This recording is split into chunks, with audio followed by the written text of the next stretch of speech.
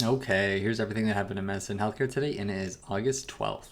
Well, today there was a big study that came out of JAMA today talking about the risks again when it comes to something like GLP-1, also known as Ozempic. Essentially, they looked at individuals who were taking GLP-1 and were diabetic, over 1.5 million of them in the study, and then compared them to the other individuals who were diabetic and were taking normal medications. Essentially, what they found that individuals taking Ozempic were getting this thing essentially called an eye stroke at about a rate of 1 in 2,500, compared to the average of what we initially thought was about 1 in 10,000. So they're thinking maybe a little bit more than usual. There's a flesh eating bacteria on the rise in Florida and in Louisiana, and you should probably look out for it. The bacteria seems to thrive in warm, salty water, so individuals who have open wounds and individuals who eat lots of shellfish are at higher risk.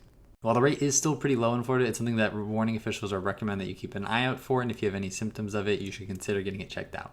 Today, more than 11,000 bottles of spironolactone, a blood pressure medication that is 25 milligrams, was recalled due to potential contamination. And lastly, there was a report that came out that talked about physicians that are starting their own businesses, and they found that they are having a harder time because they're ending up spending more than what they end up making. They found that on average, places are spending about $660,000 per provider in order to provide care, and they're only bringing in about $440,000 per provider, so they're losing almost $200,000. Essentially, what they're saying is that the revenue per unit worked for physicians has been decreasing over time, making it harder for them to run their own practices. If you want a more in-depth analysis about anything that we talked about today, or if you just want to help support the channel, which I would love, you can find links for that in the bio, either to the Substack or for ways to support. I will see you tomorrow for the rest of the news.